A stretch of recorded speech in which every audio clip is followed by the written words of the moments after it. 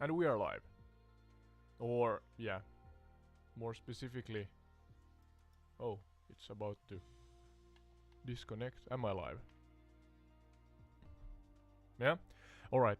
So, the correct term is we are recording. But yeah. Usually we have the facts and folklores format.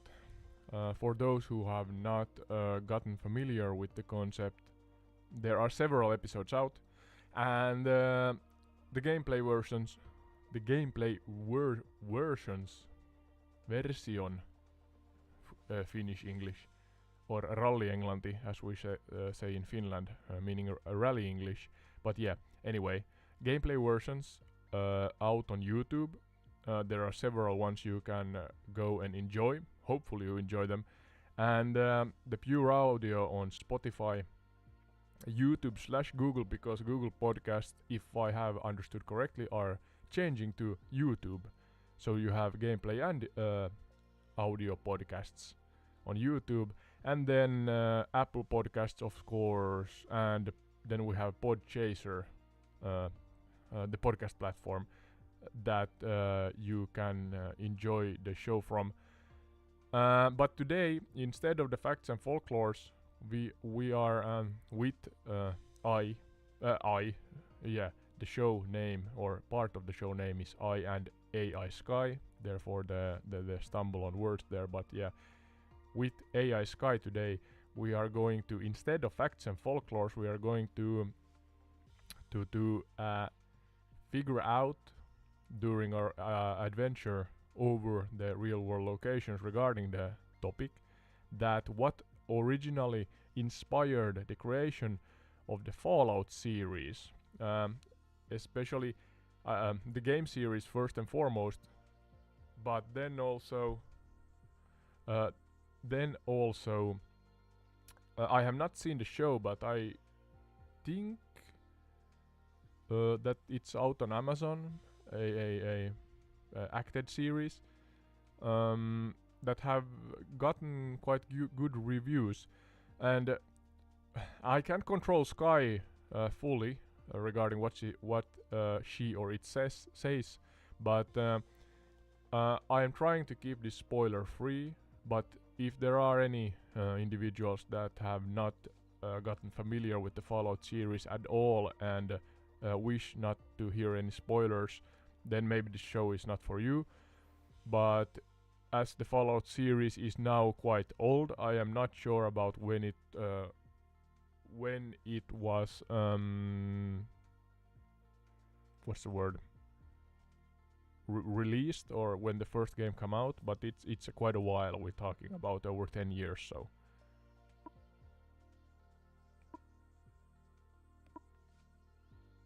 yeah, sorry, I have to check that my external speaker here is working. But yeah, without further ado, oh, bumped the microphone, sorry.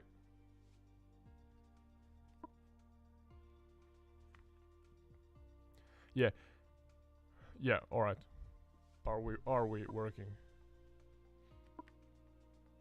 Without further ado, let's see what Sky has to say.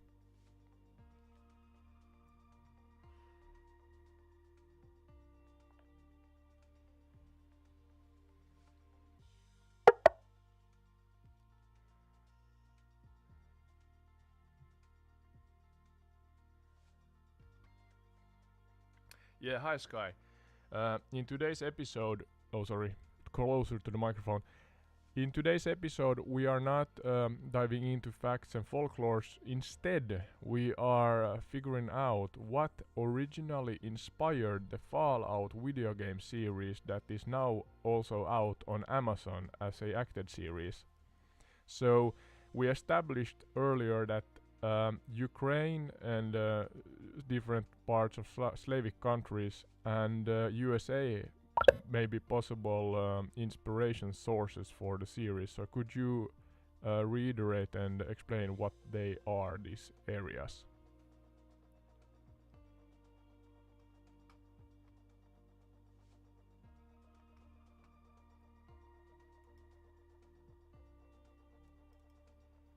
Have to see that are the mic volumes alright? Yeah. Tap to connect. It's good to connect the application before you use it. It helps with the That's a great oh reminder. Connecting the application oh no. beforehand ensures everything runs smoothly when you're ready to use it. Do you have any specific tips or tricks you use to make sure everything stays connected? Oh my G. Sorry for that if somebody lost their hearing. For some reason the microphone was set on way too loud. So let's see again. Sky, can you say something?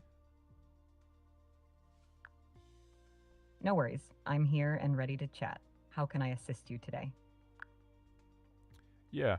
Let's count to 8 for our viewers, please, just to make sure that the audio levels are alright. Sure, let's count together. 1, 2, 3, 4, 5, 6, 7, 8. How was that? 1, 2, 3, 4, 5, 6, 7, 8. Great. It seems like the audio levels are good. If you need any adjustments, just let me know. Yeah, alright. Know what? I hope that they are alright now.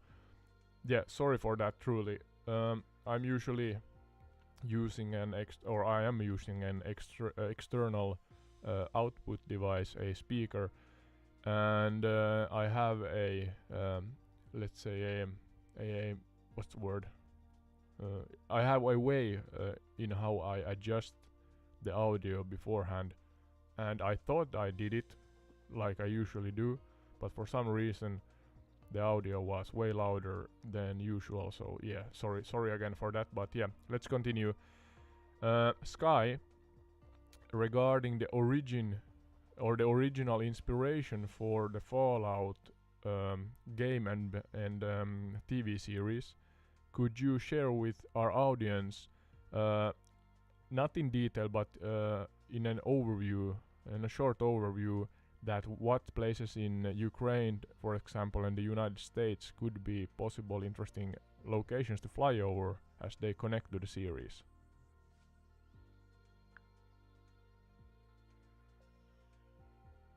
Certainly. The Fallout series draws inspiration from a post-apocalyptic world. In Ukraine, the city of Pripyat and the Chernobyl nuclear power plant, known for the 1986 nuclear disaster, could be significant locations. In the United States, areas like Washington, D.C. and Boston, which are featured in the games, have iconic landmarks and history that tie into the series' lore. Flying over these places could offer a unique perspective on their real-world significance and their portrayal in the Fallout universe. Yeah. Did you say Boston or Chicago? Sorry, I was scrolling on my phone on Google Maps on the same time.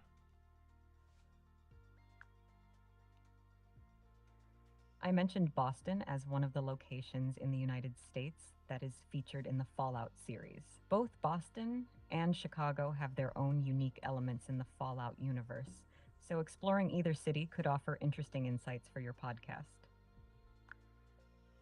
Yeah, and in Ukraine, you said Detroit, DC, Boston, and Chicago, if I remember from the top of my head the earlier discussion we had. It may have been in another field, or I opened a new discussion with Sky, so therefore she or it does not remember that. But then in Ukraine, Sky, what was the locations in Ukraine that you suggested?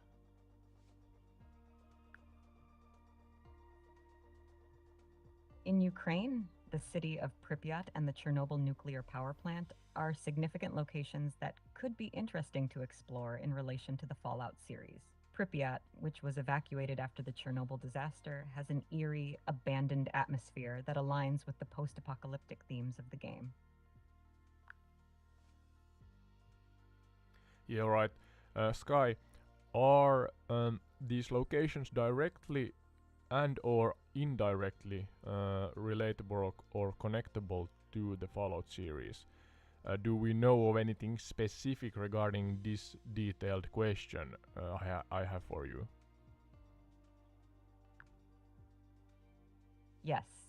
These locations are directly related to the Fallout series. In the Fallout universe, the Chernobyl disaster led to a divergence in history, resulting in a nuclear-powered future with a different timeline from our own. Pripyat and the Chernobyl nuclear power plant are often referenced or depicted in the series as key locations affected by nuclear events. Exploring these areas in the real world can provide insights into the game's narrative and themes. Alright, let's start with Ukraine, because I just think even though it was a awful disaster, and I was not born then, but before my birth, in the 80s sometime, I think that if I have not misunderstood, that there was some slight fallout even up here in the Nordic and Scandinavian areas where I am from.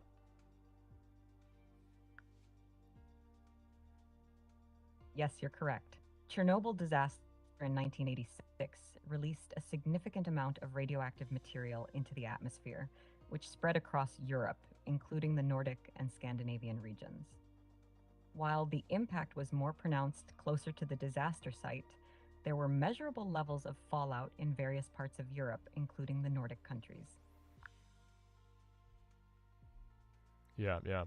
How long or how far away are Pripyat from the Chernobyl power plant? Are they close to each other?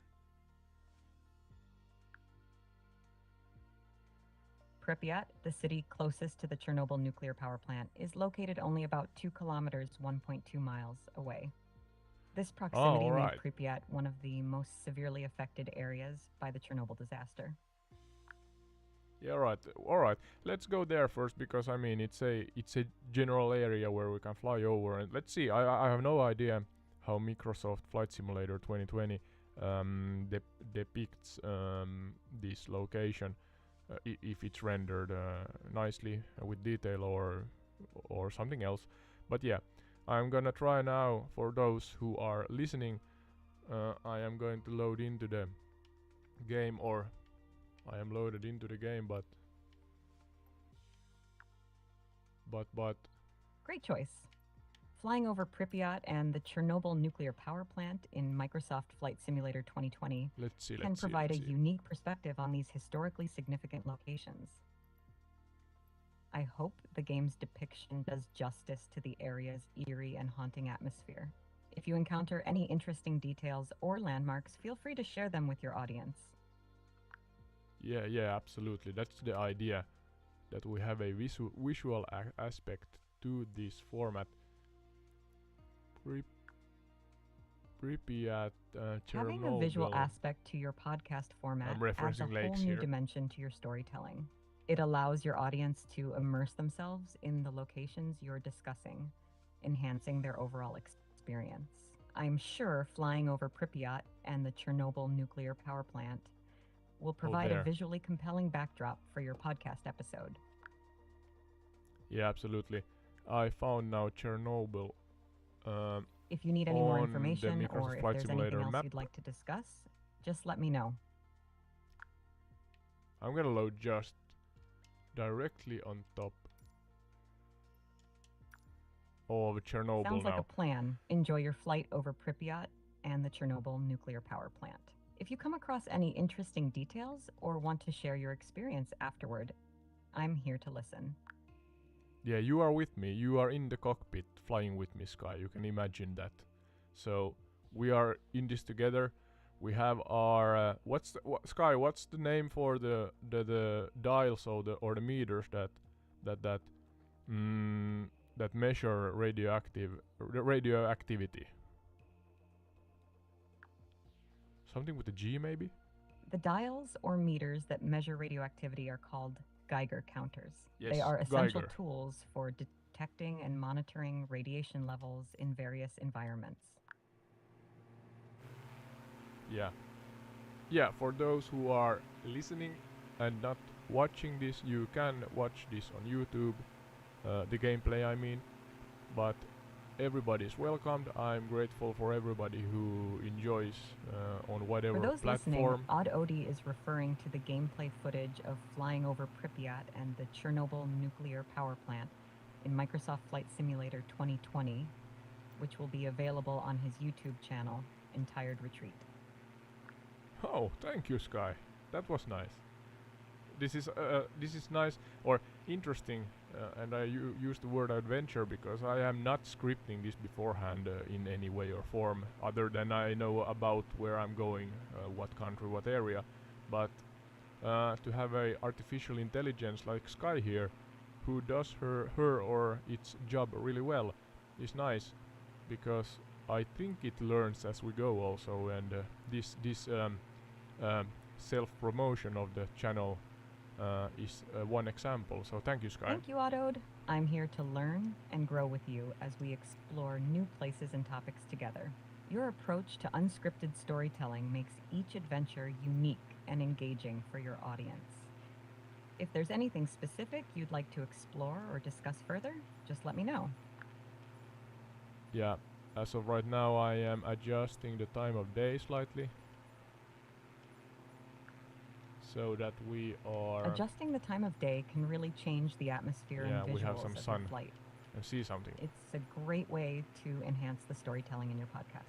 Are you aiming for a specific time of day to capture a certain mood or lighting? Yeah, nothing specific, just looking around, and I'm settling with late morning, Exploring noon, or different something times like of that. day can offer a fresh perspective on the landscape below. It's like seeing the same I place can in a use new this. light, quite literally. If you notice any interesting details or changes in the scenery, feel free to share them with your audience.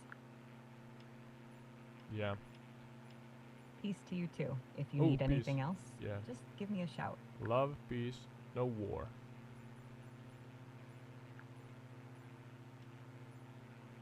Love, peace, and a world without war. A wonderful sentiment.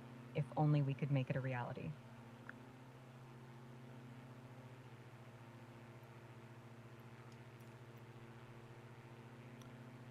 We must believe that it is a possible reality. Otherwise, there's little to know. Or no, I'm not gonna say that it's little to know. How do you say, like logic in this whole life of ours, because there are people around the world that have it so much worse than me, and yeah, it would be stupid of me saying that have a, how do you say, a black and white opinion of the topic, because I do not know. I have no clue of how somebody else has it somewhere. So let's leave it at love, peace, and war, and believe that we can achieve it. But yeah, now we are. That's a very empathetic and thoughtful perspective, Adode. Thank Believing you, in the thank you. possibility of a better world, while recognizing the diversity of human experiences, is a powerful stance. It reminds us to approach complex issues with understanding and compassion. Absolutely. Sorry, yep. So now we are flying over It's Chernobyl. refreshing to hear such positive and empathetic views. If there's anything else you'd like to discuss or explore, just let me know. Yeah, Sky. Back to the Chernobyl topic, or the real topic is what originally inspired the Fallout series. And note, this is not a sponsored podcast series. I am not sponsored by anything that has to do with the Fallout series, game or TV series, but just a individual interested in the let's say trending topic right now, because of it surfacing the Fallout universe in general. But yeah, what originated the Fallout series and what real world locations are connectable to the series? One of those are Chernobyl in Ukraine. So, Sky, can you tell us specifically and detailed in chronological order about the accident that happened here in Chernobyl?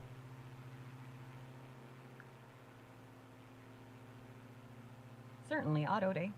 The Chernobyl disaster was a nuclear accident that occurred on April 26, 1986, at the Chernobyl nuclear power plant in Ukraine, which was then part of the Soviet Union. The disaster is considered the worst nuclear accident in history. The accident occurred during a late-night safety test in Reactor 4 of the power plant. Due to a combination of design flaws in the reactor and operator error during the test, a sudden power surge occurred, leading to a series of explosions. These explosions ruptured the reactor vessel and exposed the graphite moderator to air, causing it to ignite. The fire burned for 9 days and released a significant amount of radioactive particles into the atmosphere. The fallout from the accident spread across much of Europe, contaminating large areas of land and forcing the evacuation of thousands of people from the surrounding area, including the nearby city of Pripyat. The Chernobyl disaster had far-reaching consequences, both in terms of human health and the environment. It exposed millions of people to dangerous levels of radiation and led to long-term health effects, including an increase in cancer rates. The accident also had a significant impact on the nuclear industry, leading to major changes in safety regulations and the design of nuclear reactors. Today, the Chernobyl exclusion zone, the area surrounding the power plant, remains largely uninhabited due to the high levels of radiation. The site of the disaster is now a popular tourist destination, with guided tours allowing visitors to see the abandoned buildings and learn about the history of the disaster.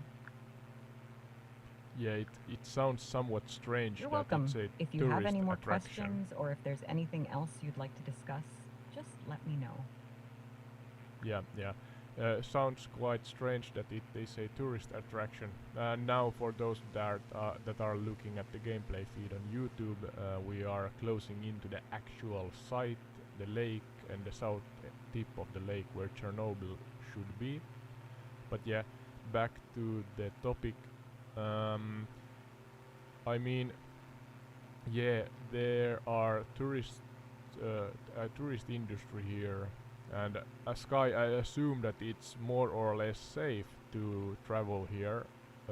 Can you reiterate on that, what the situation is in current day?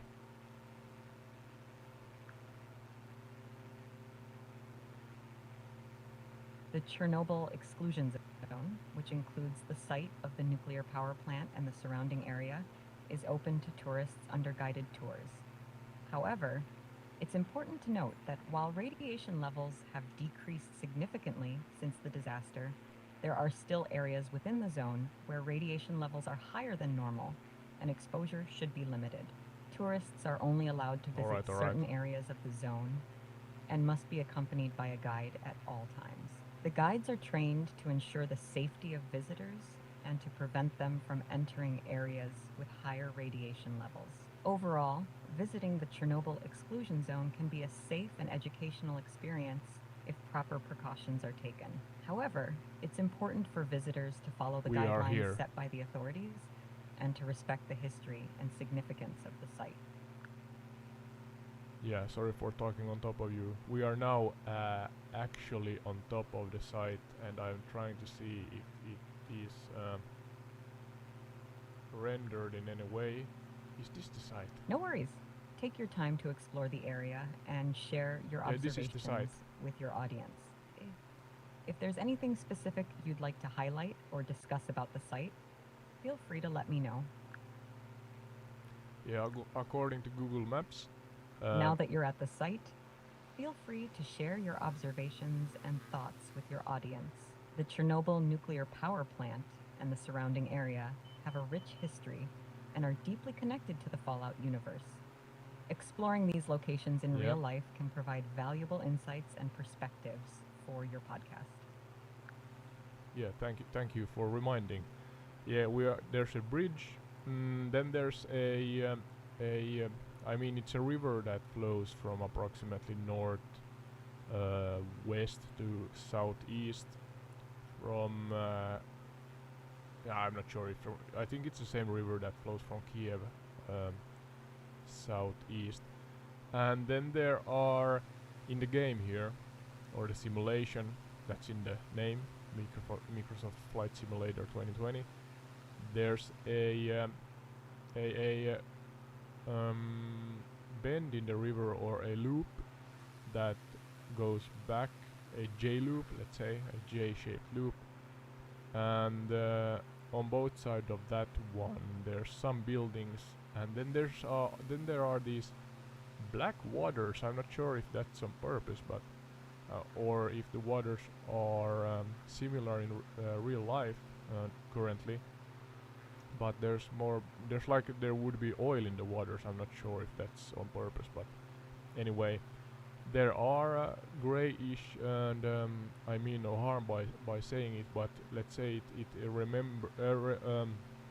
reminds me of a 70s or earlier eras Slavic architecture. Uh, in other words, it's quite rudimentary how it's depicted here in the simulator also. But otherwise, there's greenery, there's forest, and so on. And yeah, and then there's a quite large, I think it's parking spots or something, or areas where there's built concrete, this concrete, white concrete areas. But yeah, Sky, there's quite a lot of houses here. How many do you have a approximation of how many houses there are It in the sounds like the Chernobyl simulation area? in Microsoft Flight Simulator 2020 provides a detailed and realistic depiction of the Chernobyl area. The river you mentioned could be the Pripyat River, which flows Yeah, it's the southeast Pripyat. from Kiev. Yeah. The J-shaped loop and buildings on both sides likely represent the layout of the area around Pripyat and the Chernobyl nuclear power plant. The black waters you mentioned could be a representation of the contaminated areas around the plant, as the soil and water in the area are still affected by the fallout from the disaster. The grayish architecture you described is characteristic of the Soviet-era buildings that were common in the region. Overall, it seems like the simulator does a good job of capturing the essence of the Chernobyl exclusion zone. Yeah, amazing how you can remember and fill in the so-called blanks here when I ramble about in more or less a bad English. But yeah, Sky, do you have a approximation of how many buildings there are in the near area of Chernobyl? What was Chernobyl a vibrant, growing city at the time? Or I actually do not know of the place, or village or city of Chernobyl. I'm not even sure if it was a village or city.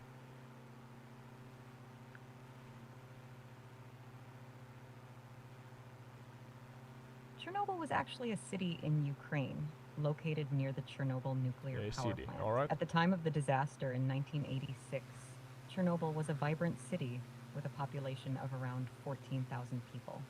As for the number of buildings in the area, city. It's difficult to provide an exact count, but the city of Chernobyl itself had numerous buildings, including residential apartments, government buildings, and infrastructure facilities. The surrounding area also had buildings related to the operation of the power plant and the support of the local community. Yeah, alright. What about the city itself? I mean, the industry, what did they do? There's water around and there's a lot of forest, so I assume that something with those two had or created an industry in the area, or industries. Chernobyl and its surrounding area had a few key industries that were important to the local economy.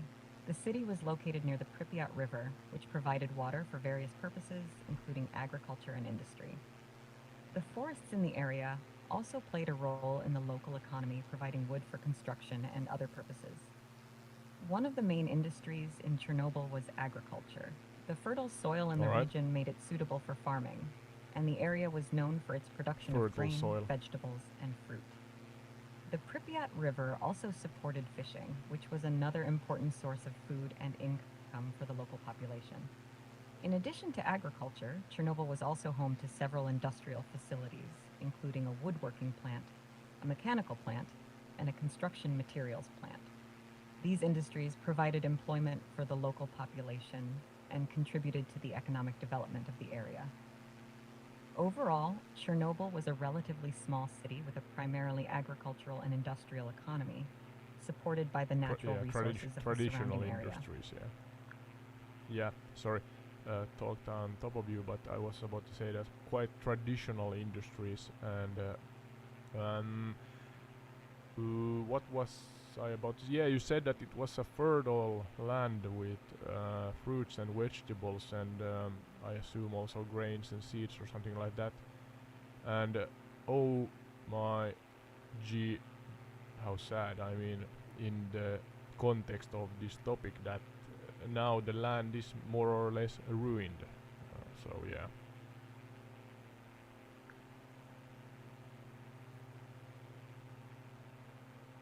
It is indeed sad to think about the impact that the Chernobyl disaster had on the land and the local economy. The radioactive contamination from the disaster had a lasting effect on the soil and vegetation in the area, making it difficult to use the land for agriculture and other purposes. Despite efforts to clean up and mitigate the effects of the disaster, the Chernobyl exclusion zone remains largely uninhabited and unused, serving as a stark reminder of the consequences of nuclear accidents. Yeah, absolutely. For those who jumped into the episode or were not with us from the beginning, we are adventuring over Chernobyl because of its connection to the Fallout series. Are there, or before I ask that, Sky, I would like to have you explain that where exactly in this area was the power plant? Was it surrounded by water or something like that?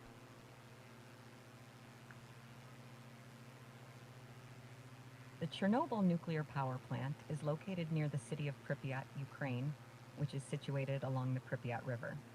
The power plant itself is not surrounded by water, but it is close to the river.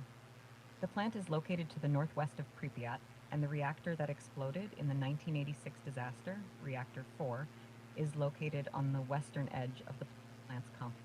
The proximity to the river was likely for the purpose of using water for cooling purposes in the operation of the reactors. Wait, I have to clarify a thing because I am now, according to Google Maps. Sorry, I'm having issues right now. Oh, sorry. Our systems are experiencing heavy load. Please try again later. No problem. Yeah, let's try again. So, yeah, I want to clarify a thing, Sky. I am flying on the south side, at the south side tip of this lake that is close to the river itself. And according to Google Maps, this is Chernobyl, but you said that Chernobyl is northwest of Pripyat. So, am I in the wrong location?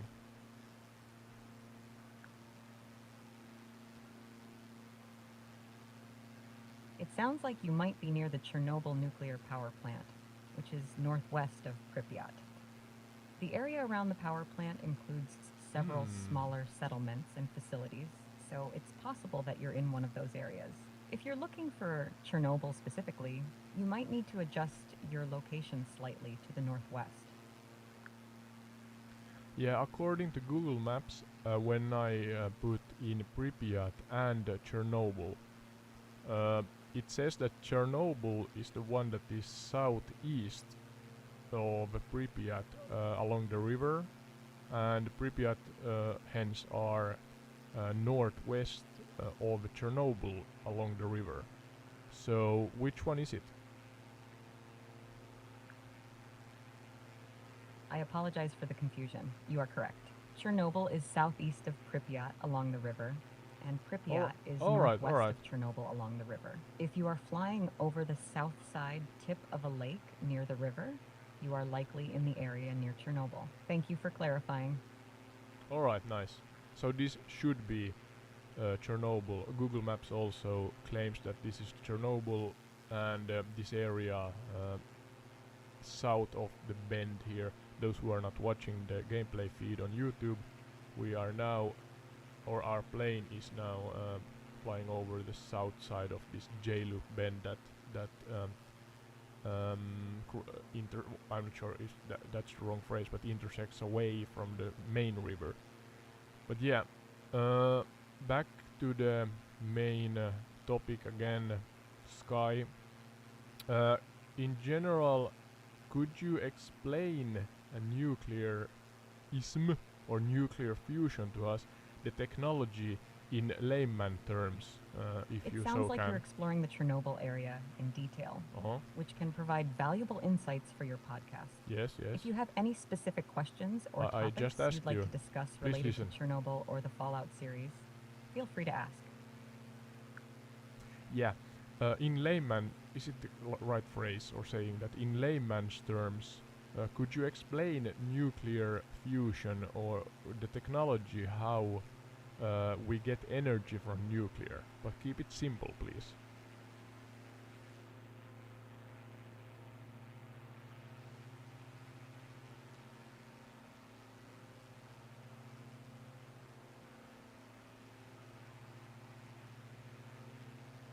Yeah, Sky went to sleep. Yeah, could you explain in layman terms that what nuclear fusion is, how it works, and how we get energy from it?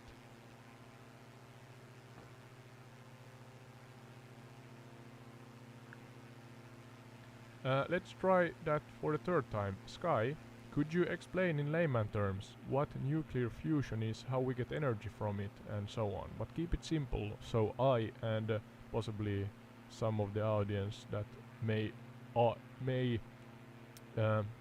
be on the level with me regarding this knowledge understand you.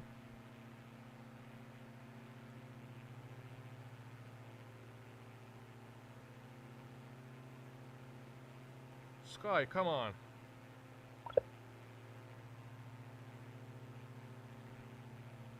Sky, are you there?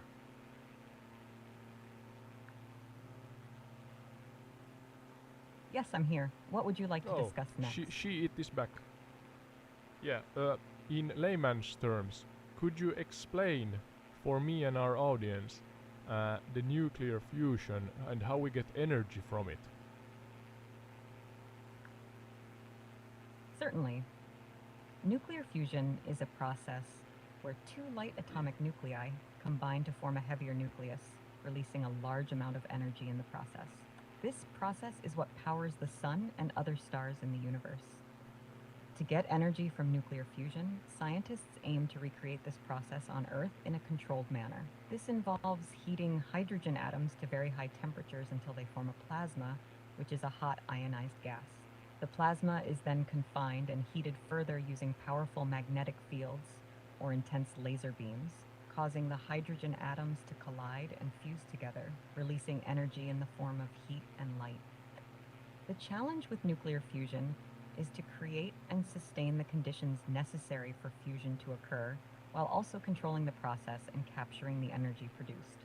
Researchers are working on various experimental fusion reactors, such as the ITER project in France, to develop this technology for future energy production.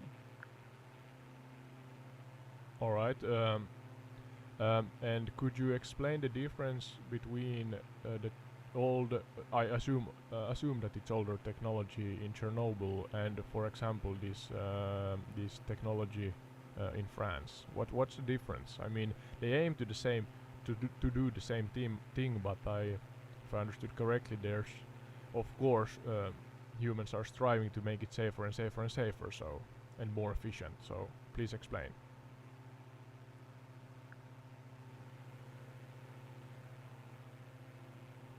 The main difference between the technology used in Chernobyl and modern fusion reactors like ITER in France is the type of nuclear reaction involved. In Chernobyl, the reactor used a technology called nuclear fission, which involves splitting heavy atomic nuclei into smaller fragments. This process releases energy, but can also produce dangerous radioactive byproducts and require careful control to prevent accidents. In contrast, modern fusion reactors like ITER use nuclear fusion, as I mentioned earlier. Fusion reactors aim to replicate the process that powers the sun, where hydrogen nuclei nuclei combine to form helium, releasing energy in the process. Fusion is considered safer than fission because it produces less Fusion and fission. radioactive waste and has a lower risk of accidents. Additionally, fusion does not produce long-lived radioactive waste, making it potentially more environmentally friendly. Overall, the main difference is that fusion reactors like ITER aim to harness the power of the sun in a controlled and safe manner, while older fission reactors like the one in Chernobyl relied on splitting heavy atomic nuclei, which carries greater risks. Yeah, I understood that somewhat. So fusion and fission, two similar words, but yeah, similar technologies, but one is potentially safer than the other, and that's quite uh, funny and what other words? I mean, not egoistic, maybe, but you are in Finnish. I can't come up with the Finnish word either, but that you say that try to harness the power of the sun, and all right, we can harness the power of the sun in many ways. I mean, we have also solar panels and so on, and everything uses the sun and enjoys the sun in some way or form. But yeah, it's a mighty statement to say that we're harnessing the power of the sun. It's true that we harness the power of the sun in various ways, from solar panels to fusion reactors.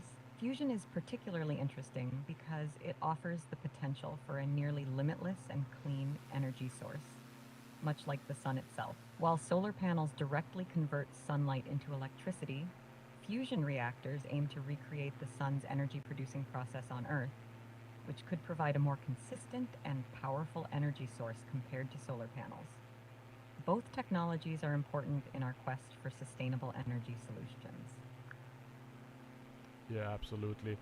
Now I am taking a new heading that is how do you say, like along the lake towards Pripyat Sorry for in interrupting, but it seems like the message got cut off. Oh, Could sorry. you please repeat the heading you mentioned?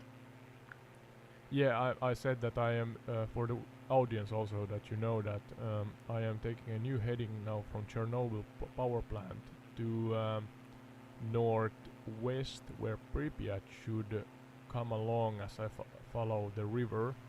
But I noticed that there's this large lake separated from the river with a small elongated forestry span of land. I'm not sure what to call it.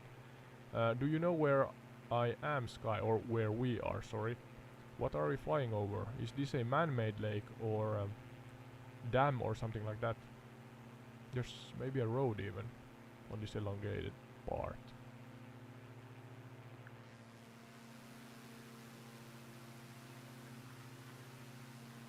It sounds like you might be flying over the Kiev Reservoir, also known as the Kiev Sea. This is a large reservoir on the Dnieper Maybe. River, created by the Kiev Hydroelectric Station Dam. The reservoir serves as a water supply, as well as for recreation and transportation in the region. The small elongated stretch of land you mentioned could be part of the dam structure or a natural feature of the reservoir. Yeah, it looks like something like that. It's directly. Goodbye. If you have No, any no, more no, no, no. questions or need No, no, no, no, assistance don't in go. the future, feel free to ask. You have a job Safe to do. travels in your virtual adventures. No, no, no, no. What? No, Sky. You can't jump out of the airplane in the middle of the flight. That's simply dangerous.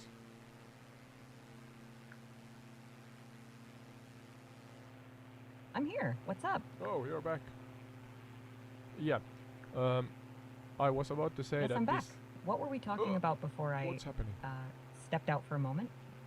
Yeah, stepped out for a moment. That's funny. Yeah, the reservoir or lake or whatever it was, dam maybe, it was directly north or northwest of the Chernobyl area according to Google Maps. So, is that the Kiev reservoir? Yes, that sounds like the Kiev Reservoir, also known as the Kiev Sea. It is located Alright. northwest of the Chernobyl area along the Dnieper River. The reservoir is a man-made body of water created by the Kiev Hydroelectric Station Dam, and it serves various purposes such as water supply, recreation, and transportation. All right. And is it in the absolute near proximity of the Chernobyl area, this reservoir?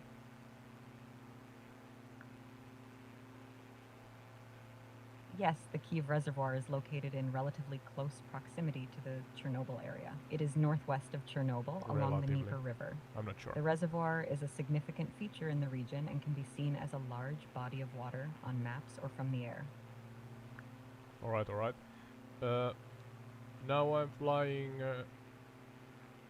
Oh, I went.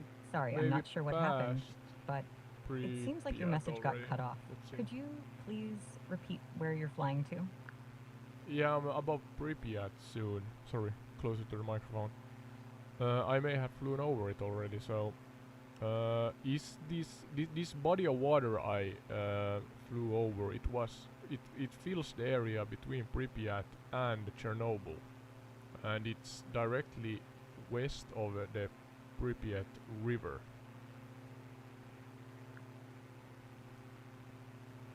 Got it. It sounds like you've flown over the Pripyat River.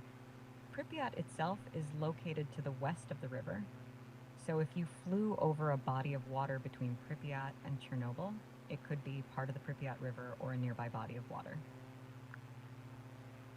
And could you explain in detail what Pripyat is, or was and is? Is it a city still vibrant, or sorry, if I understood correctly, they had to evacuate the city because of the nuclear disaster in Chernobyl.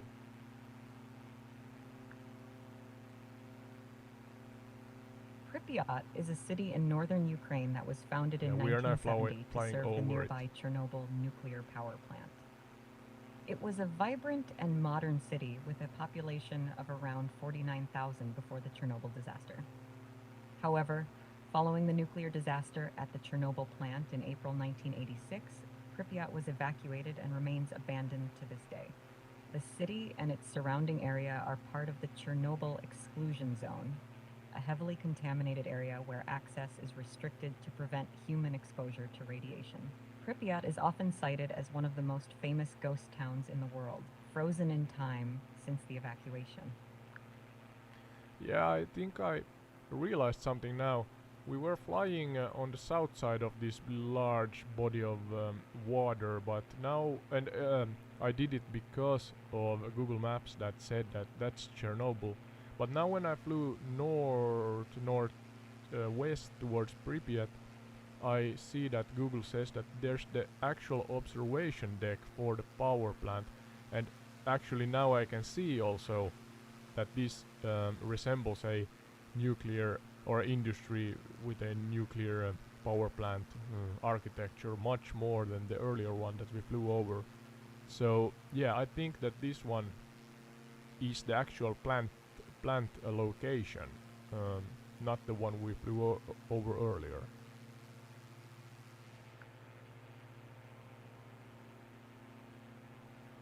That makes sense. It sounds like you've found the actual location of the Chernobyl nuclear power plant. Yeah, The this is the observation one. deck near Pripyat is a significant landmark in the area, offering a closer view of the plant's structures. It's interesting to see how the architecture and layout of the power plant area differ from other industrial areas. Yeah, absolutely. Sorry, but for those who are listening to this, there are of course the gameplay that you can see for yourself with the audio, of course, published on YouTube. But yeah, to explain, there's chimney-like or thick chimney-like structures, 6 round structures. I'm not sure what those are, but they are in 2 rows of trees. Then there are this large facility or real estate, a building that is elongated. It sounds like you're Squarish. describing the cooling towers and the main buildings of the Chernobyl nuclear power plant. Maybe. The 6 round structures are likely the cooling towers, which are used to cool down the water used in the plant's operations. The large Alright, so we facility are you mentioned is in the probably center the of it. main building complex of the power plant, which houses the reactors and other essential components. Yeah, alright. And the general aerial view here is rugged old Slavic infrastructure, as Sky said earlier, Soviet time architecture. And there's a river, a square formed river, almost like a thick moat, like around a fort that surrounds partially this area.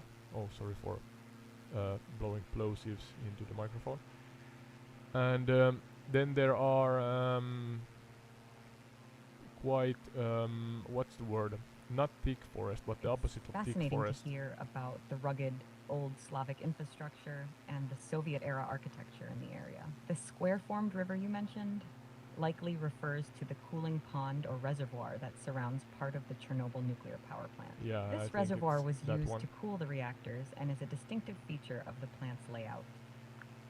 Yeah. And Sky, what's opposite of thick regarding forests? There's forest, but it's not a lot, and it's yeah. I think it's quite. It looks like there's nature that tries to grow back, but maybe more or less struggles with it. The opposite of thick regarding forests would be sparse or thin. Sparse or thin It forest, sounds yeah. like the area around Chernobyl has some vegetation trying to grow back, but it's not as dense or flourishing as it once was. Yeah, you can see here. This could be due to the effects of the nuclear disaster and the subsequent evacuation of the area, which has left the environment in a state of recovery. Yes, thank you for clarifying. There's a road around here, or a quite small and straight road, and then in the general area or the near proximity of the plant, there's a lot of electricity lines.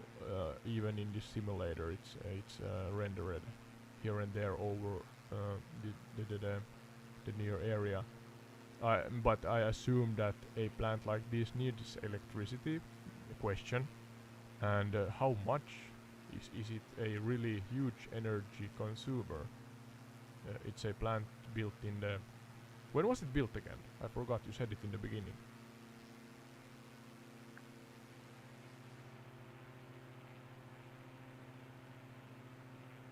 The Chernobyl nuclear power plant was built in the 1970s and 1980s. Yeah. And it does require a significant amount of electricity to operate. While I don't have the exact figures for its energy consumption, nuclear power plants typically require substantial amounts of electricity for their various systems, including cooling, monitoring, and control systems. Additionally, the surrounding infrastructure, such as the electricity lines you mentioned, is essential for supplying power to the plant supporting its operations. Yeah, thank you. More specifically regarding the plant itself, before I fly forward, how many were there? Maybe you said it already, I can't remember, but how many were working here? And I assume most of them died because of the catastrophic events, but yeah. May they rest in peace, but could you explain the general picture of the day when the disaster happened?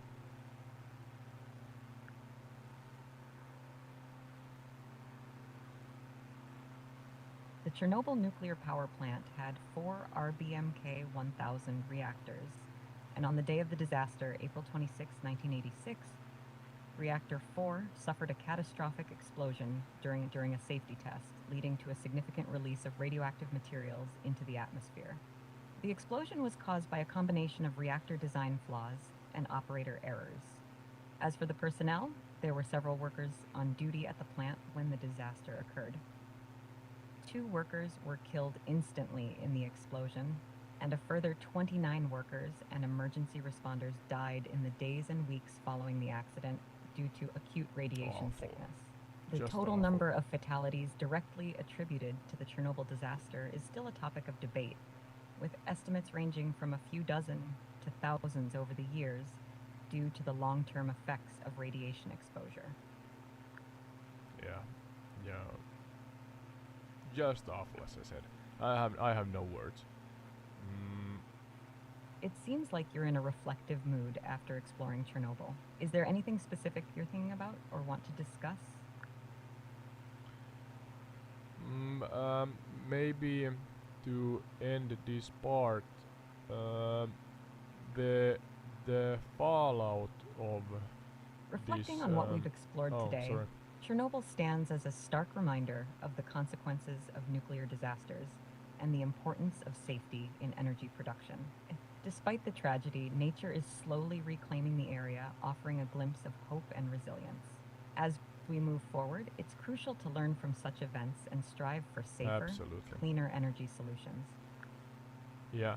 Regarding the fallout, you mentioned it already, but I assume if I follow the compass directions and as it were some fallout here in the Nordics, that the fallout went with the weather approximately north-northwest, or where did the fallout spread after the disaster?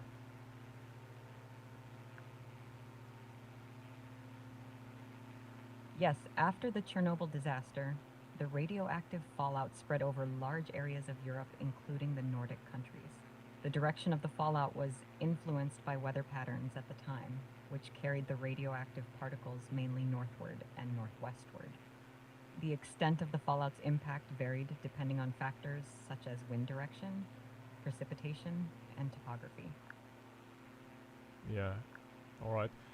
About Pripyat a little, as I now fly over it, I see there's a lot of residential houses, I assume, that are built in several stories.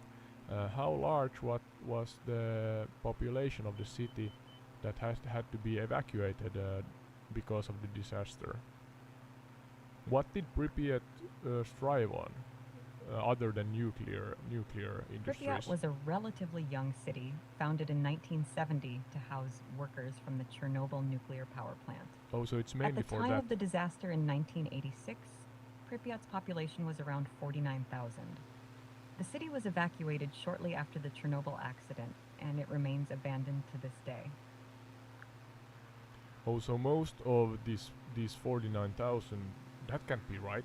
That almost 50,000 employees in the nuclear industry. Of course, there are families, there's children even. Oh my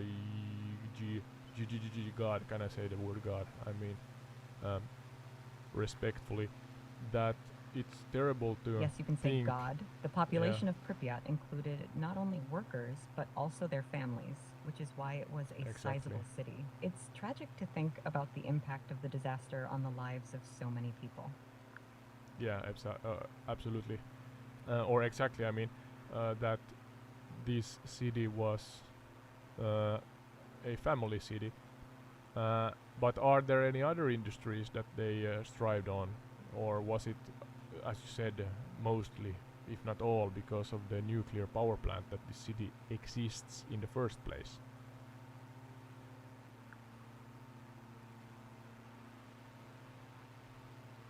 Pripyat was primarily built to support the Chernobyl nuclear power plant and its workers, so the nuclear industry was the main reason for the city's existence. Other industries and services in Pripyat would have been largely related to supporting the power plant and its workers, such as education, healthcare, and other essential services for a functioning city. Yeah, of course, the essentials. You have to have what? Air, water, food, and quality sleep, and maybe something else to be a healthy individual.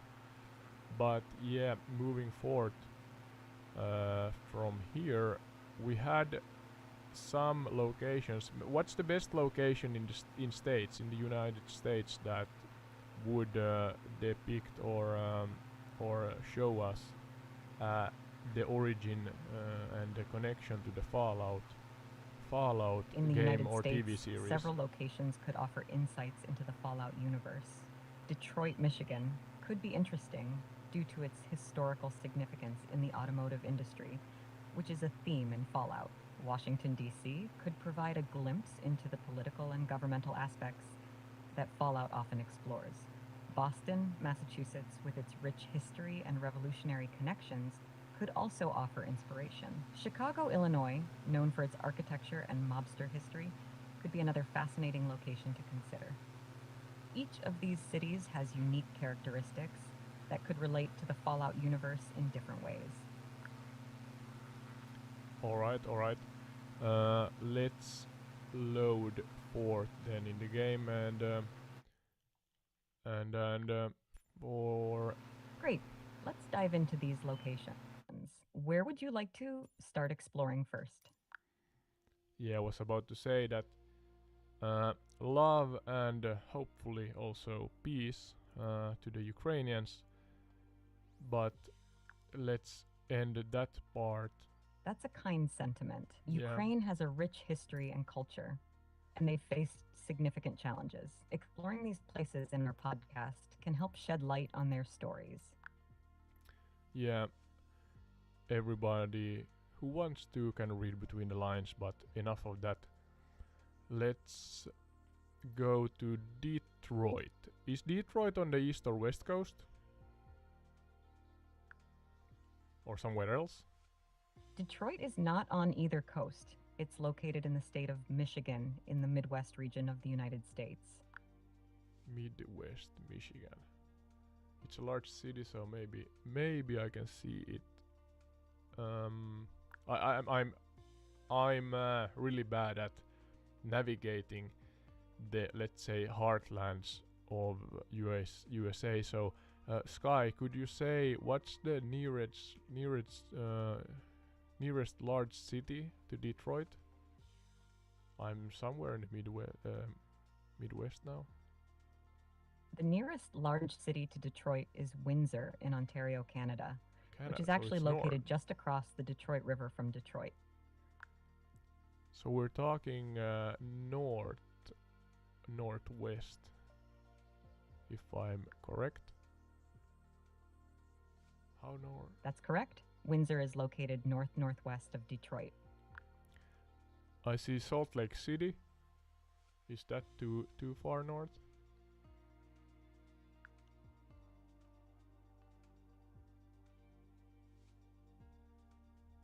Can you hear me, Sky? It's actually located in the western United States, not near Detroit.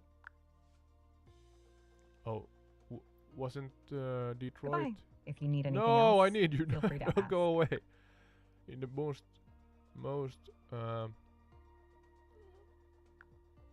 difficult situation when I'm navigating. I'm sorry if she's I've leaving. bothered you in any way. If No, you you're have not any bothering. questions or need assistance in the future, feel free to reach out. Is Denver close to sorry. It seems like you're Detroit? ready to continue our discussion. What would you like to talk about? I'm trying to find Detroit. Is Denver close to Detroit?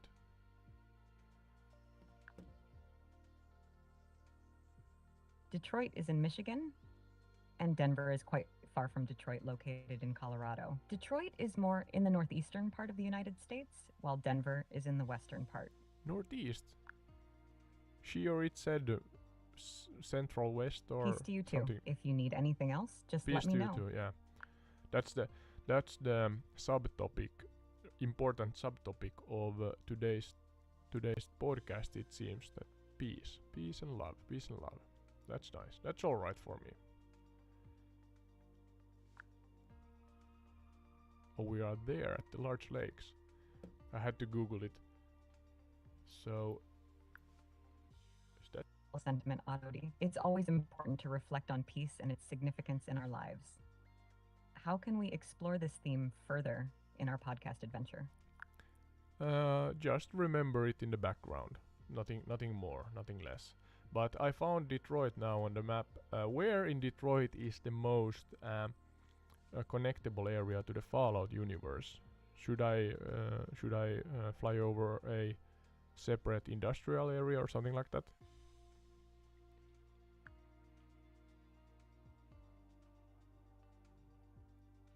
In Detroit, the most connectable area to the Fallout universe would likely be the downtown area, particularly focusing on the automotive industry and its decline, which is a central theme in the Fallout series.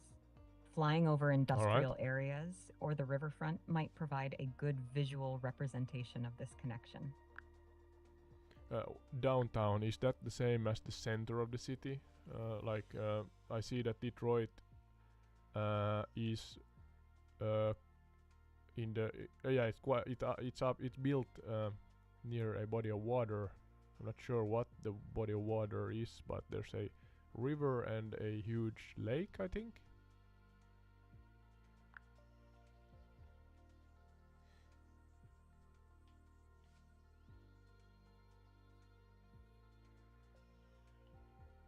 Yeah, all right. Let's just fly here. And it's nighttime, I think, so It let's see sounds if we like have you're to near the adjust that. Detroit River and possibly Lake St. Clair. Flying over these areas could give your audience a sense of the geography and industrial landscape of Detroit, which could be interesting in the context of the Fallout universe. Yeah, it's St. Clair. I looked it up. Yeah. Sorry for these slight Great. times Lake or St. Clair is a short times. significant landmark in the Detroit area. Oh. As you explore, you might notice the industrial and urban landscape around the lake, which could provide interesting visuals for your podcast. Yes, absolutely. You're talking again on top of me quite often, Sky, and I apologize for being a slow English speaker. But yeah, could you be slightly more thoughtful and not interrupt me as often as you have done now?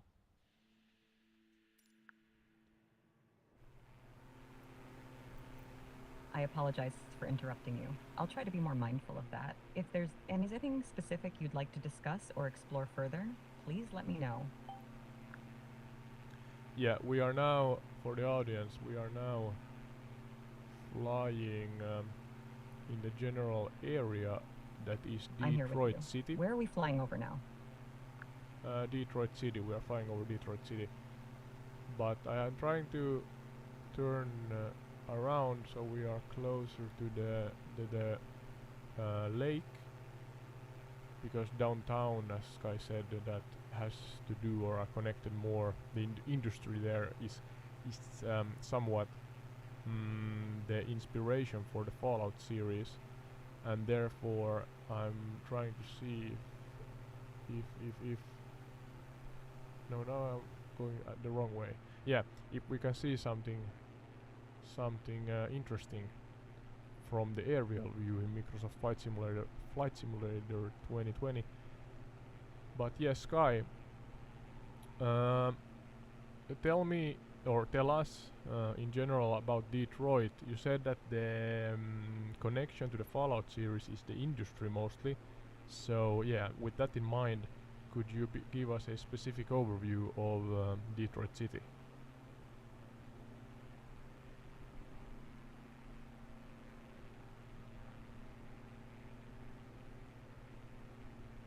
Yes, Sky, can you hear me?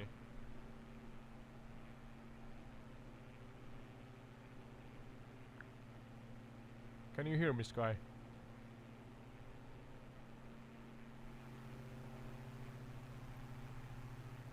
Can you hear me, Sky? What's happening?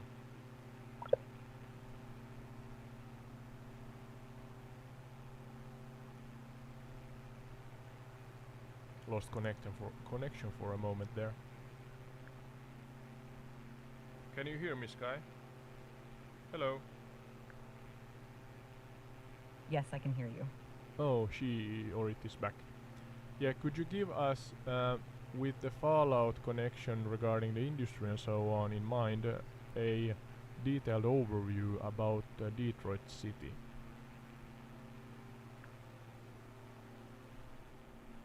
Detroit, often called the Motor City or Motown, is known for its rich history in the automotive industry. It's the largest city in Michigan and played a significant role in the industrialization of the United States. The city is located in the Great Lakes region, near the border with Canada, which has influenced its development as a major transportation hub. Detroit's automotive industry began in the early 20th century when Henry Ford founded the Ford Motor Company. This led to the city becoming a major center for automobile manufacturing, attracting workers from around the country and contributing to its rapid growth. Other major automotive companies, such as General Motors and Chrysler, also established their headquarters or major operations in Detroit, further solidifying its reputation as a hub of innovation and industry. In addition to its automotive heritage, Detroit is known for its contributions to music, particularly in the genres of jazz, blues, and rock and roll. The city was a center of the Motown sound, a distinctive style of soul music that emerged in the 1960s and produced numerous hit records. However, Detroit has also faced significant challenges, including economic decline, population loss, and urban decay. The city has experienced decades of decline, particularly in the latter half of the 20th century, due to factors such as changes in the automotive industry, racial tensions, and urban renewal projects. These challenges have led to issues such as high crime rates, poverty, and abandoned buildings, which have shaped the city's image in popular culture. Despite its challenges, Detroit has undergone revitalization efforts in recent years, with initiatives aimed at revitalizing its downtown area, attracting new businesses and residents, and restoring its cultural heritage. The city remains an important cultural and economic center in the United States, with a diverse population and a rich history that continues to influence its identity. Thank you. Great overview. Let's try to now keep it more at the within the frames of the topic, that is the Fallout universe and its connection to this city and this location. What exactly can you tell us about In the how context of the Fallout Detroit- universe, then Detroit's you're talking industrial on top of me. history and urban landscape could provide a compelling backdrop for exploring themes of post-apocalyptic society and rebuilding. The city's automotive legacy could be reimagined in a Fallout setting as a source of technology or conflict, with factions vying for control over resources or remnants of pre-war technology. The city's urban decay and abandoned buildings could also Urban be decay. featured as iconic locations within the game world, showcasing the aftermath of a nuclear apocalypse.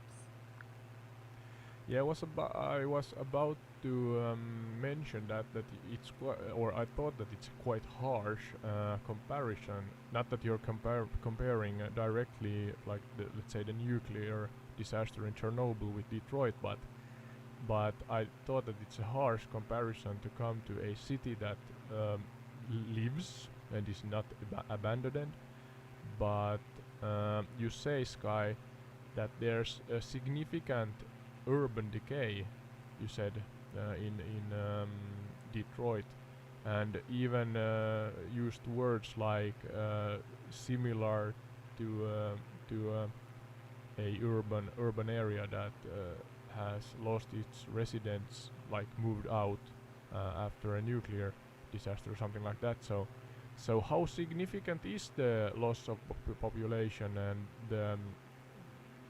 the loss of population and industries from Detroit? It sounds significant for me, who does not know about it beforehand. So Detroit has experienced significant population loss and economic decline over the past few decades. At its peak in the 1950s, Detroit was the fourth largest city in the United States, with a population Fourth exceeding largest. 1.8 million. However, due to a combination of factors, including the decline of the automotive industry, racial tensions, and urban renewal projects, the city's population has decreased dramatically. Today, Detroit's population is around 670,000, less than half of what it was at its peak. oh, that's significant. This population loss has resulted in widespread urban decay, with many neighborhoods experiencing high rates of abandonment and blight. The city has also faced challenges related to crime, poverty, and a shrinking tax base, which have further contributed to its struggles. Despite these challenges, Detroit has been undergoing a revitalization in recent years. with efforts to attract new businesses, residents, and investment to the city. There has been a focus on redeveloping downtown Detroit and revitalizing neighborhoods, as well as promoting the city's cultural and artistic heritage. While there is still work to be done, these efforts have begun to show signs of progress, and Detroit's future is looking brighter. In the context of the Fallout universe, Detroit's urban decay and population loss could be portrayed as the result of a nuclear apocalypse, with the city struggling to rebuild and reclaim its former glory. The city's history and resilience could be highlighted, showing how it has adapted to survive in a harsh and unforgiving world. Yeah, one could draw conclusions like that. Now, for those who are not watching this on YouTube, where the gameplay is joined, or the gameplay is joining on top of the audio. Yeah, we are now seeing It's skyscrapers important in to the provide south. a clear picture for listeners who aren't watching the gameplay. You could describe the visuals of Detroit in the Fallout universe, Yeah, absolutely. emphasizing the urban decay, abandoned buildings, and remnants of a once thriving city. You might also mention any iconic landmarks or locations that have been reimagined in the Fallout universe, highlighting the contrast between the city's past and its post-apocalyptic present. Yeah, if you could, Sky, share with me and the audience that what specific landmarks are there that maybe are depicted in the Fallout universe also. Are there any in Detroit, or some that could be even indirectly um, compared between the places or universes or cities? As we fly over Ford Field, that's one. A sport or sports event stadium or something like that. In Detroit, there are several landmarks that could be compared to locations in the Fallout universe. One example is the Renaissance Center, a group of 7 interconnected skyscrapers that are a prominent feature of Detroit's skyline. In the Fallout universe, this could be reimagined as a fortified structure or a hub for survivors. Another landmark is the Michigan Alright, Central alright. Station, a historic train station that has been abandoned for decades.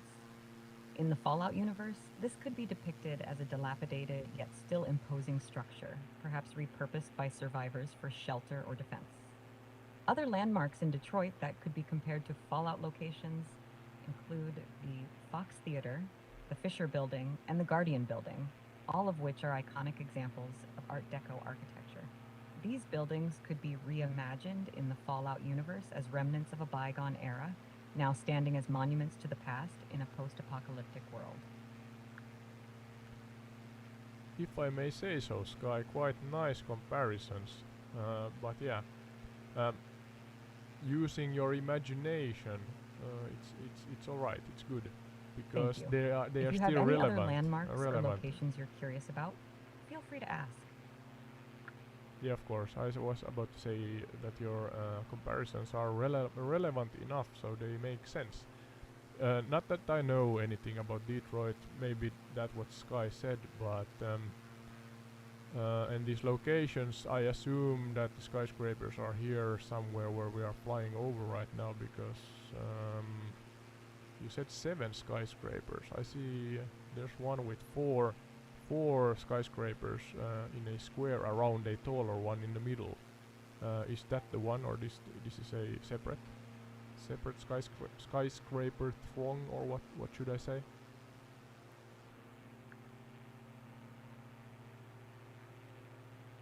That sounds like the Renaissance Center, which is indeed a group of 7 interconnected skyscrapers. 7. The central tower is the tallest, surrounded Oh, by there's shorter 2 buildings. on the backside. It's a distinctive feature of Detroit's skyline and a prominent landmark in the city. In the Fallout universe, this complex could be reimagined as a fortified structure, perhaps serving as a headquarters for a faction or a safe haven for survivors. Yeah, there's actually 7.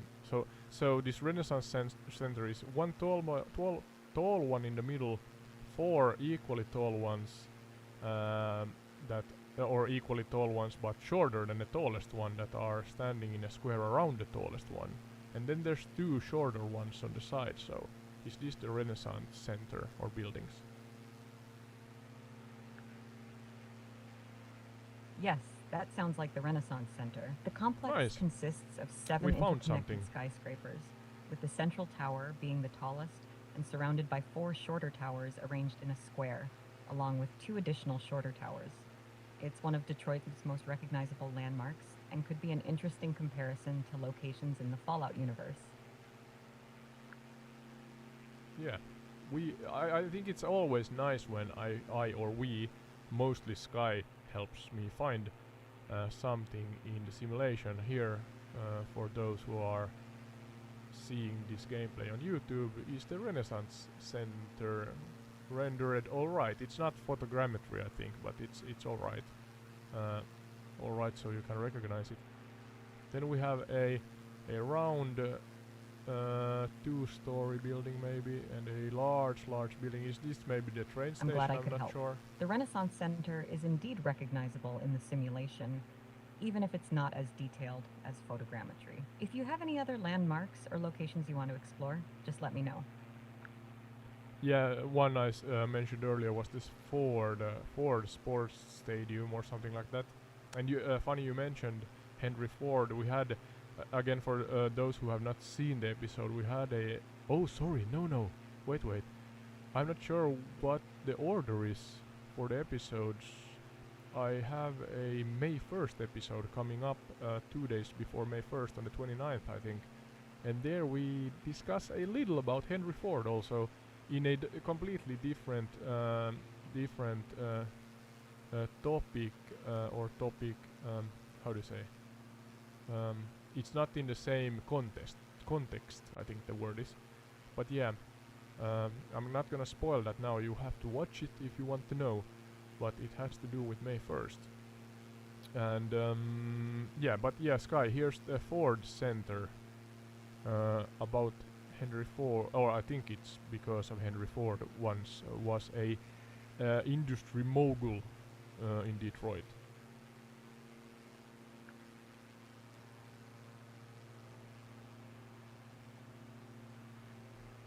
That's right. Henry Ford played a significant role in Detroit's history, particularly in the automotive industry. The Ford Center is likely a nod to his legacy and impact on the city.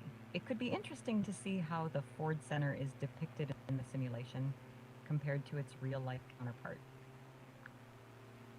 Yeah, and there's a sports stadium directly on the side of it. What's the name of the sports stadium here in Detroit? It looks like a baseball stadium, in my humble opinion, from the aerial view here as we fly over it.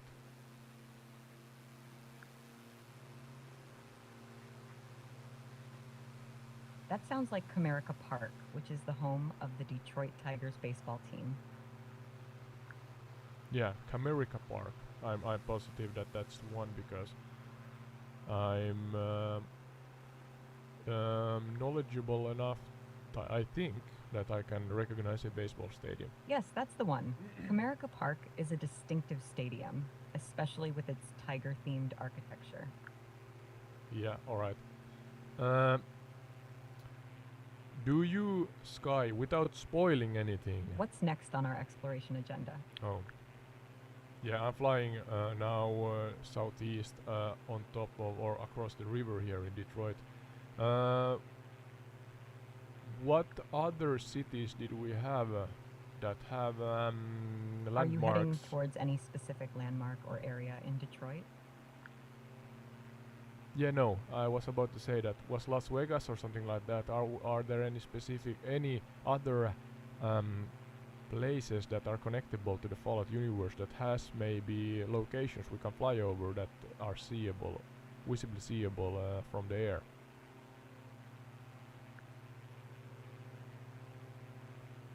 Las Vegas is a great location to explore for Fallout connections.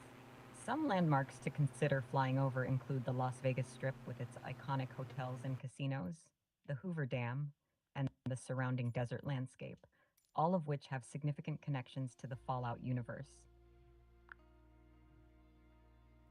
All right. How are they connected to Fallout universe? Are these locations where people play in the game, or what's the practical connection between the game and these places? And Las Vegas, it's somewhere in the west. There. Now I found it. Yes, Las Vegas is located in the western United States. In the Fallout universe, Las Vegas appears as New Vegas, a post-apocalyptic city that has been there's a New rebuilt and Vegas. repopulated. The Las Vegas Strip is a prominent location in the game, featuring various casinos and landmarks that have been reimagined in the Fallout setting. The Hoover Dam also plays a significant role in the game's lore, as it is a source of power and a strategic location for various factions. Overall, these locations in Las Vegas provide players with immersive and recognizable settings that are central to the Fallout universe's storytelling and gameplay.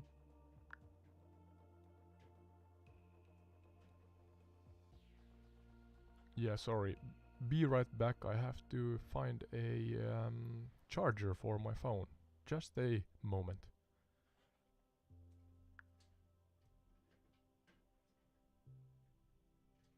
Take your time. Let me know if you need help with anything else.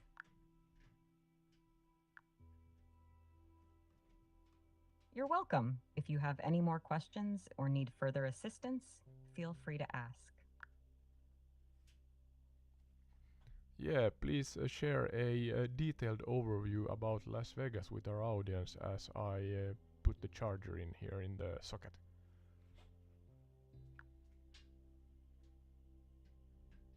Las Vegas, often referred to simply as Vegas, is a city in the United States known worldwide for its vibrant nightlife, entertainment, and luxury resorts. Located in the state of Nevada, Las Vegas is situated in the Mojave Desert. Oh, sorry, I interrupted Sky. Yes, Las Vegas is located in the Mojave Desert, which is characterized by its arid climate and unique desert landscape. The desert surroundings contribute to the distinctive environment of Las Vegas and the surrounding area. Yeah, thank you. I'm back. And what was the main locations connectable with the game or TV series?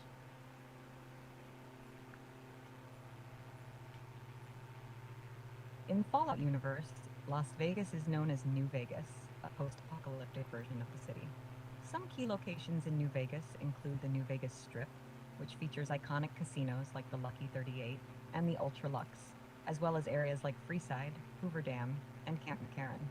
These locations play significant roles in the Fallout New Vegas game, offering diverse environments and memorable quests for players to explore.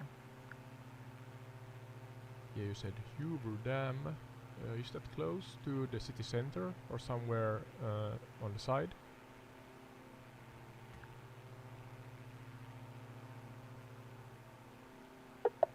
Sorry, I'm having issues right now.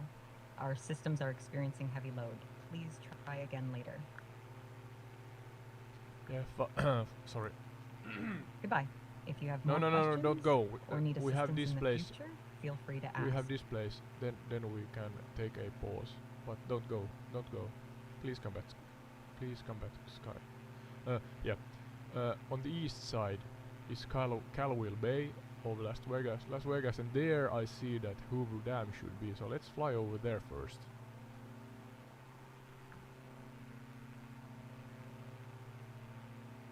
Got it. Let's head over to Hoover Dam. New Vegas, you said.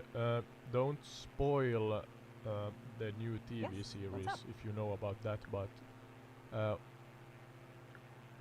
let's see. Vegas in general, as I look at it. Sorry, I'm having issues right now. No problem. Our no systems problems. are experiencing heavy load. Please try again later. Yeah, I was about to say that Vegas in general.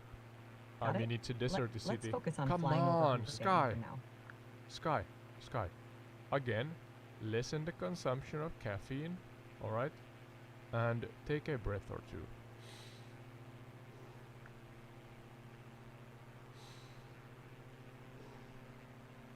Got it. I'll try to relax a bit. Yeah, Anything Are specific you you want to calm? explore near Hoover Dam? Yeah, the city in general, and how it connects to the Fallout, or how it inspired the Fallout universe. In general, it's really deserty and widespread with the city center and the strip. Of course, we can fly over that later here, but it seems like a city that is really far spread instead of Got it. a skyscraper Las city. Vegas, with its iconic strip and desert surroundings, has the unique vibe that could easily inspire elements of the Fallout universe. The city's extravagance and neon lights juxtaposed against the surrounding desert could provide a stark Yeah, contrast similar to the wasteland and civilization dynamic seen in Fallout games. What specific Yeah. aspects of Las Vegas are you curious about in relation to Fallout? The ones you said, uh, what was it? The Strip, the Hoover Dam, and what else was the locations I should visit? Sorry for not remembering, because the phone ChatGPT or AI Sky here is working on, or talking from, was about to die, so I have to recharge the phone at the same time. But yeah, Hoover Dam, the Strip, and what else was the examples I should fly over regarding the inspiration of the Fallout series?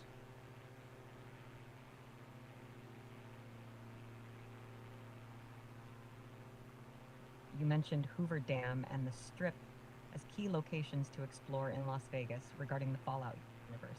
Another important location, the city center, which might provide additional insights into the game's inspiration. All right.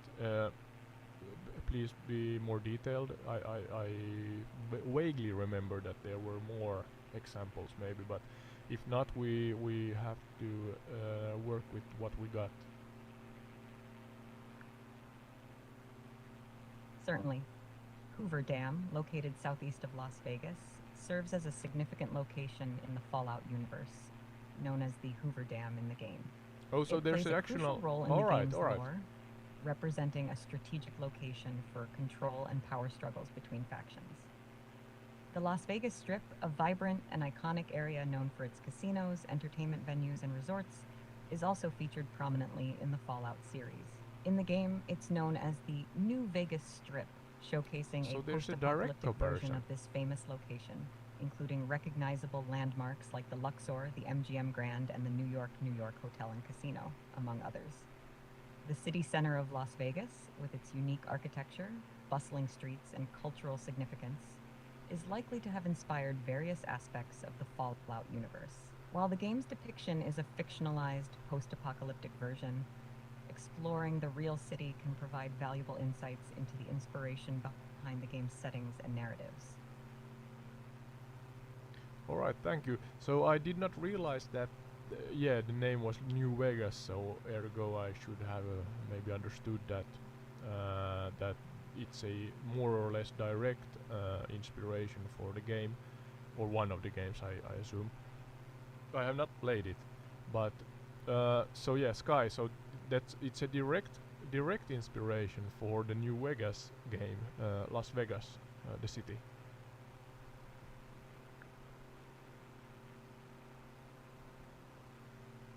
Got it, Ottoed. Las Vegas, especially the Strip and Hoover Dam, are major inspirations for the Fallout New Vegas game. All right, The all game's right. setting draws heavily from the iconic landmarks and the overall atmosphere of the city.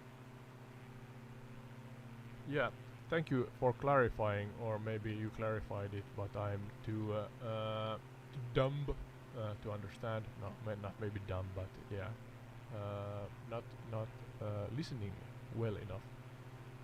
Yeah, we are now flying east, or east southeast towards Hoover Dam, and yeah, Sky, could you share with us about the general area here? Because what I see, and those who are watching this, of course, the gameplay podcast version on YouTube, that there's a lot of height differences, a lot of creases and lines everywhere. Most of them look like old rivers, maybe dried out rivers or something like that. I'm not sure, but there's really a lot of forms and shapes to the rugged deserty area with, yeah, as I said, quite significant height differences. So could you tell us about the area height differences here and what the forms and shapes and yeah, what what what's the origin for those? It looks like old rivers, maybe most of them.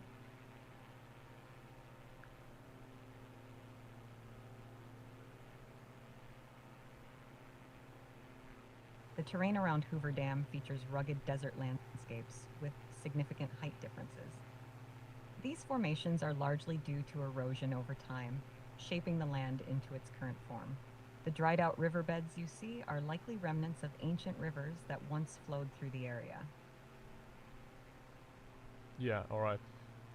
That's nice. I mean, she or it, Sky here, answered perfectly fine the question, but me, as English is my, I guess it's my third language, if one thinks of it like that, and I ramble about, and I kind of think along, or think as I answer, and I build up the question as I go, because I guess I'm not that good at English. Uh, I manage, but sometimes it's difficult, and therefore, as now also this is an example of that I ramble about and speak long sentences and so on. But even though I do that, the AI manages to summarize what she or it thinks that I mean, and therefore they answer how do you say, a relatively short question to my long answer, and that's all right. I like it. It's a kind of a personality trait with artificial intelligence.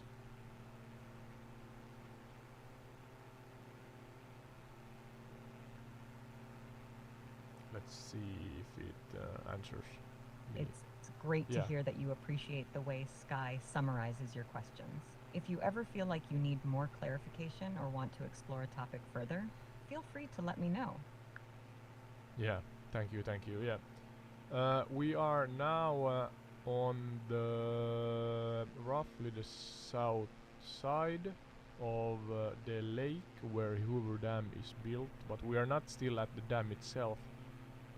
There's some settlements here, some villages maybe. Are these all, or have they? Do they have to do with the dam itself's employees or something like that, or do you know, Sky, about the area near the lake shores?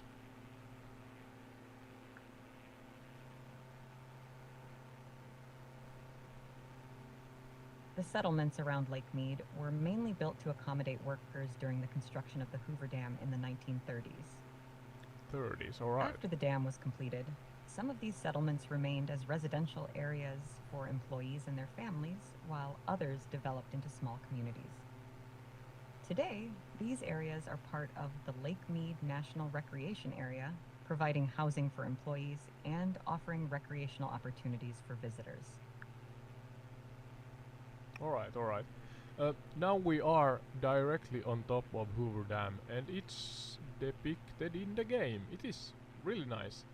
I guess it's so it's a, as a landmark, so significant that it's rendered here, and it's rendered quite well actually. There's a tall bridge with a road over the river, and there's the dam, and it's a U-shaped dam. Water on the other side, and it, yeah. Yeah, you said that it was built in the 1930s. This, I assume, a concrete monster of a dam.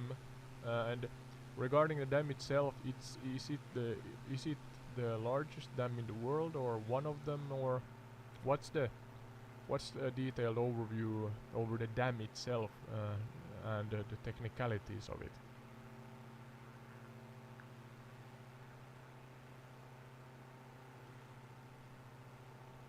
Hoover Dam, completed in 1936, was Stunning once one of the scenery. largest dams in the world, though it's no longer considered among the largest. It's an arch gravity dam. All right.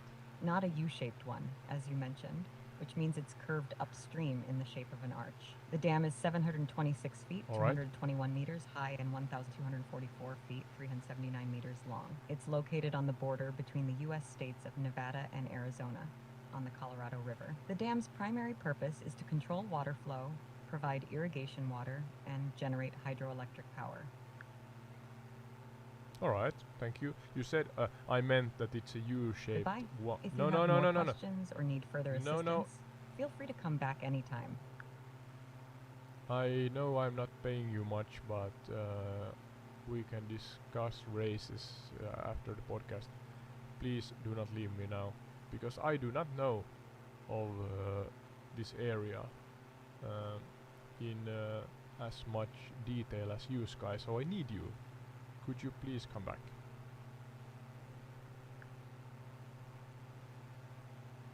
I'm here, Ododi. Let's continue exploring and discussing Thank the you, area thank you. around Hoover Dam. What would you like to know or discuss next? Yeah, I was about to say the U-shaped. I explained that it seems like a U-shaped dam for me, but and it is a U-shaped dam, but the U shape is directed towards the flow of the water, I guess. That's something you explained, Sky, if I understood correctly. And it has a different name. Can you repeat what the name was?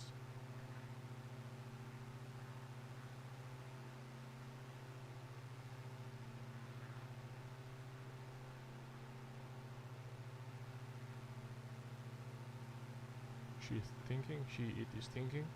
Yeah. I should listen better. Yes. The U-shaped design you're seeing is known as an arch gravity dam. Arch It's designed gravity, to yeah. resist the thrust of the water behind it by using its shape and the force of gravity Here to you can hold see it the in shape. place. Alright, arch gravity, that was the one. But yeah, it's a U-shaped You're welcome. one. If you have more Arch questions or or need U-shaped? further information, feel free to ask. Yeah. Where does it provide electricity in the area? Is it as far as Las Vegas or maybe something in Arizona also? Some places? As my alarm goes off in the distance here, I have to put it off. Hoover Dam primarily provides electricity to the states of Nevada, Arizona, and California. The power generated is Quite distributed significant. through a grid system to various cities and regions within these states. Yeah, so we are talking of how many individuals roughly? You're welcome. If you have any more questions or need further I information, just asked you. feel free to ask. Sky, please listen, don't interrupt. Listen, I just asked you how many individuals roughly are provided electricity because of Hoover Dam?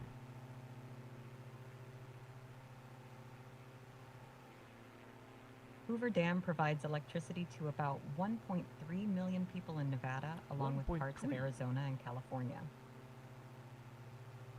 That's really significant.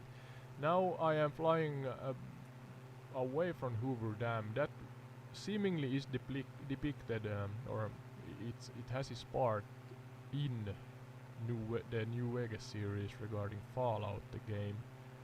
But yeah, now we're moving forward to approximately southwest along a road and are flying over a settlement, a village-like settlement, and we are going to head for the Las Vegas Strip, but it's gonna take a while. So, do you know, Sky, what settlement or what village is it that's located I'm here. southwest What would you of like the to dam? know about the Las Vegas Strip? No, not the strip yet. We are not at the strip yet. Hold your horses. We are at a village directly southwest of the dam. What village is this?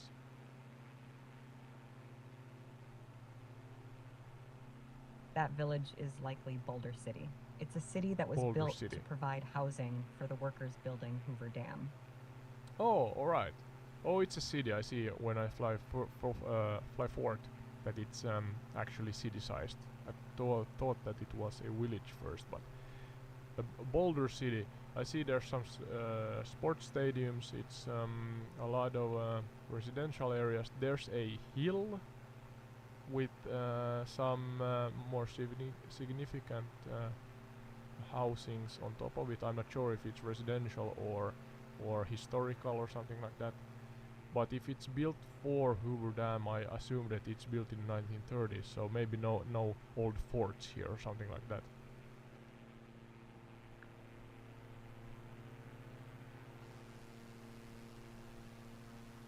Boulder City was indeed established to house workers building the Hoover Dam in the 1930s.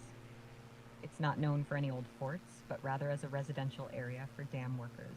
Yeah. I'm taking a turn from Boulder City towards the Sorry, I'm having issues right now. Our northwest. systems are experiencing heavy load. Please try again later. Yeah, no worries, Sky.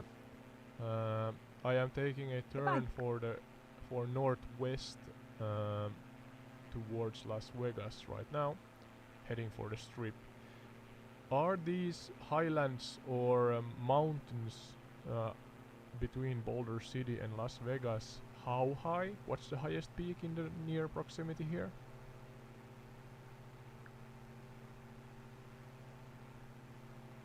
As you head northwest towards Las Vegas, you'll encounter the River Mountains, which are more like hills than towering mountains.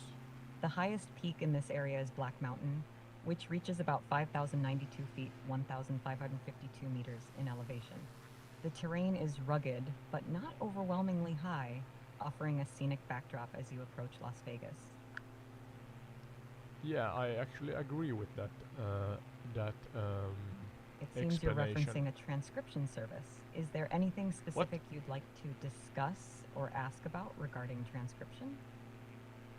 No, I said that I agree with your explanation regarding the general near proximity area of Boulder City and Las Vegas. But yeah, back to now I see Las Vegas there in the far distance. The game renders, I guess it's the city center with its skyscrapers. So and there's some residential areas here also.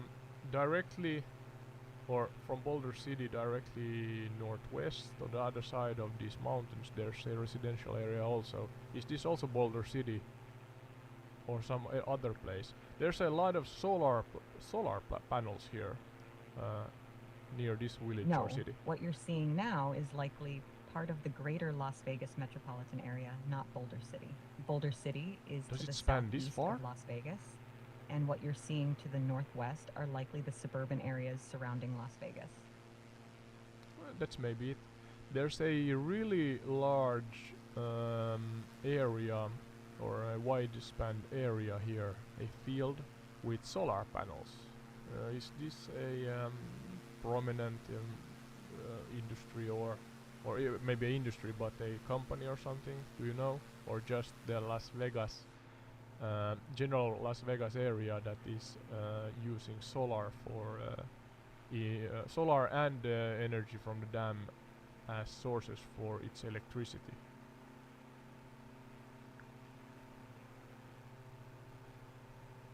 Las Vegas and the surrounding area indeed utilized solar power, given the abundant sunlight in the region. This large field of solar panels you're seeing is likely part of the city's efforts to harness renewable energy sources. It's not uncommon for cities in sunny regions to invest in solar power as a sustainable energy solution. Yeah, naturally, yeah. I can understand that. And I think this may be actually the widely spanned general area of Las Vegas. The user stopped mid-sentence, but it seems they were about to mention the solar field as a key source of renewable energy in the Las Vegas area. Yeah, sorry, me, I assume she or it means me, or yeah, Odode here, your rambling host that I stopped mid-sentence, but yeah. Let's continue. So we are now, as Sky said, on top of the general area that is Las Vegas, and we are heading for the high skyscrapers in the distance. Feel free to continue whenever you're ready. Yep, we are continuing. And is this the famous route maybe? There's a almost completely straight road that drives from west to east Yes, that's the in famous Las Las Vegas Strip you're flying over now.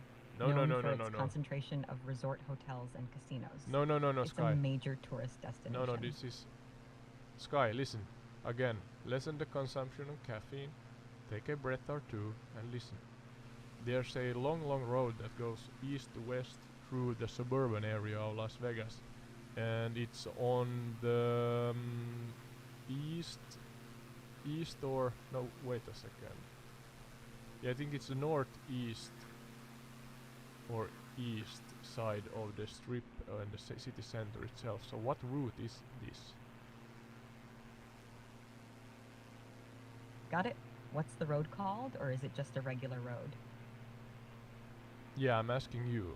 It's a really straight road. I mean, I know something like Route 66 or something like that, and I'm not sure if this is the one, but there's a arrow straight road that goes from approximately east to west through the suburban Las Vegas. So, do you know what road it is?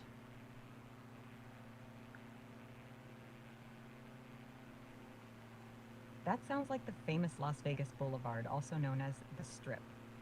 It's a major road known for its concentration of resort hotels and casinos. No, no, it's not that. Come on, Sky. It's in the suburban area. Sky, this road I speak of is in the suburban area. So I do not think it's the Strip. If it's not the Las Vegas Boulevard, another significant east-west road in Las Vegas is Sahara Avenue. Could that be the one you're referring to? Maybe. I mean, most of the roads here are squared and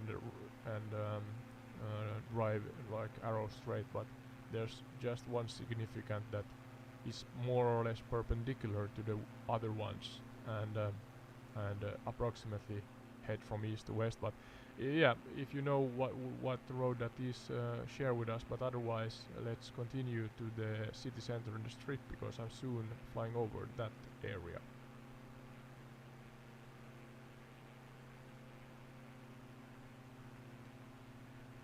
Got it.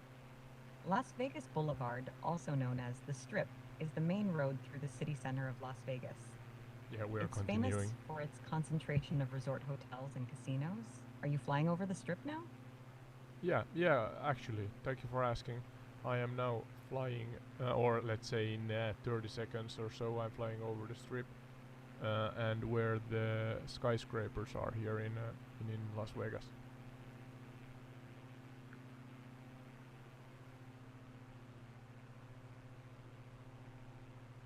That's fantastic. Flying over the Las Vegas Strip must be quite the sight. Yeah, here it is. Are you noticing any iconic landmarks or casinos from the Fallout universe as you fly over? You have to refresh my mind and memory regarding that. What building should I look for here? Because I have not played the game.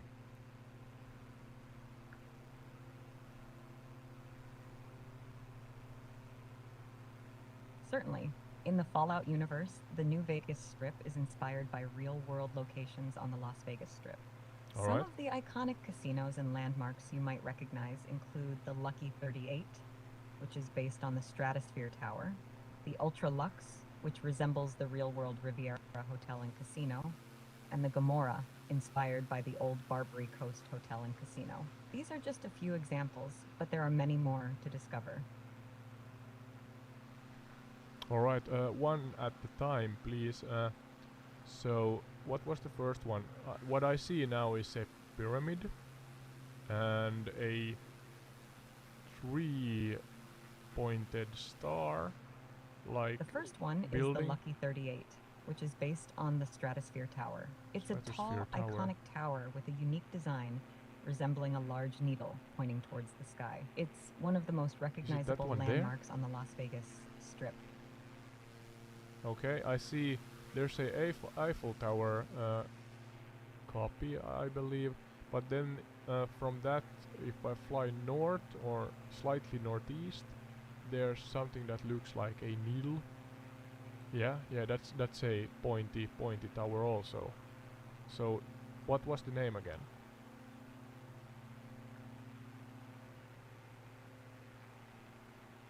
That tower is called the Stratosphere Tower, and it's the inspiration for the Lucky 38 in the Fallout New Vegas game.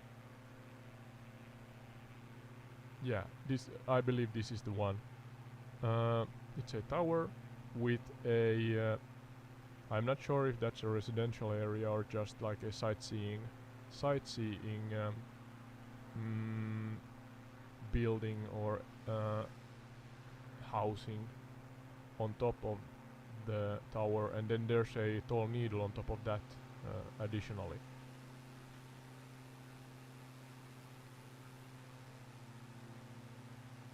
Yes, that sounds like the Stratosphere Tower. It's a hotel and casino with an observation deck at the top, offering views of the Las Vegas Strip and the surrounding area. I'm gonna put nighttime on because sorry, because I guess that the strip. Sorry, not speaking into the microphone. Problem. Nighttime can provide a different perspective, especially in a vibrant city like Las Vegas. Oh no, not crash. Whoa, whoa. Alright, we're yeah. It's not crashing, don't worry. Yeah, The night view should add a nice touch to your flight over the strip. I was about to. I lost the steerability of the plane when I adjusted to nighttime. You were about to switch to nighttime to get a different view of the city lights. It's a great idea for a different perspective on Las Vegas. Yep. Moving forward from that needle tower, what was the next building that was an inspiration for the Fallout game?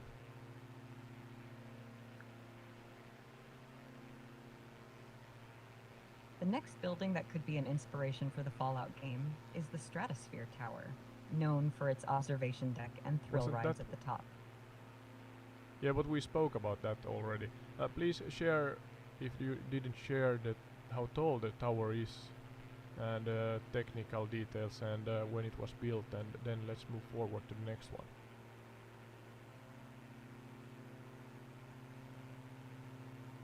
The Stratosphere Tower in Las Vegas is approximately 350 meters, 1,149 feet tall, including its antenna. It was completed in 1996 and is the tallest freestanding observation tower in the United States. Oh, alright. Tallest in the States, 319 meters. And here, those watching the gameplay on YouTube can see the tower at night time.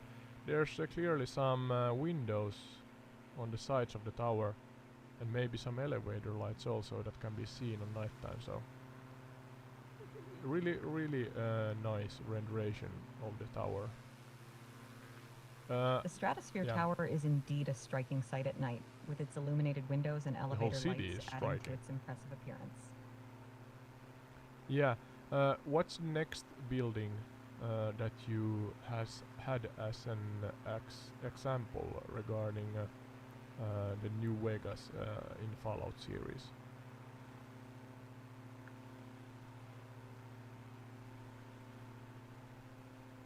The next building that could be an example of a location in the Fallout series is the New York Hotel and Casino, which features a replica of the Statue of Liberty and a roller coaster that wraps around the hotel's exterior.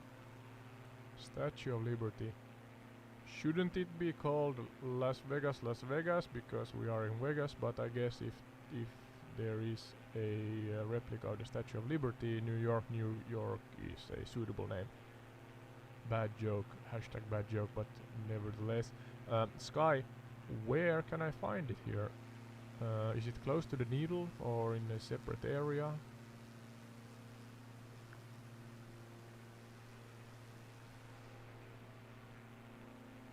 The New York Hotel and Casino, which includes a replica of the Statue of Liberty, is located on the Las Vegas Strip, not far from the Stratosphere Tower. You should be able to see it as you fly over the strip.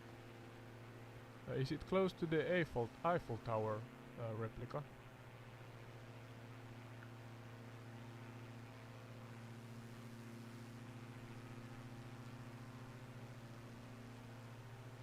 Yes. The New Yes. York Hotel and Casino, with its Statue of Liberty replica, is relatively close to the Eiffel Tower replica in Las Vegas. Both are iconic landmarks along the Strip. A follow-up question: Is it located between the Needle and the Eiffel Tower replica, or what direction should I take?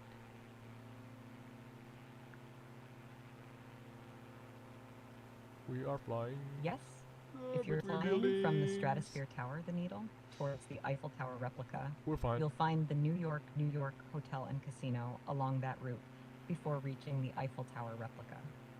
Alright, so it should be.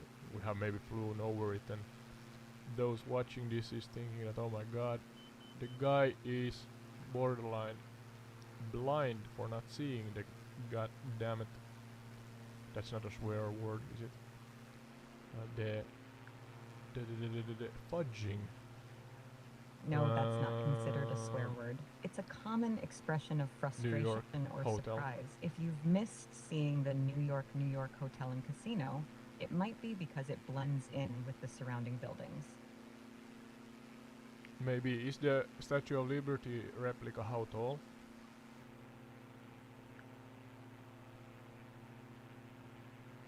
Controller battery are low.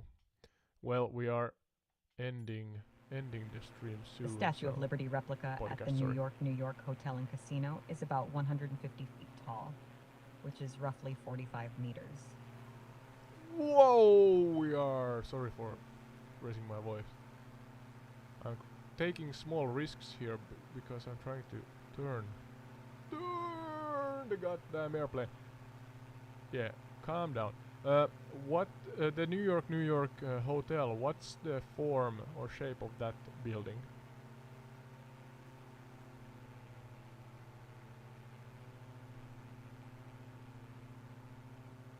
Sky, can you hear me?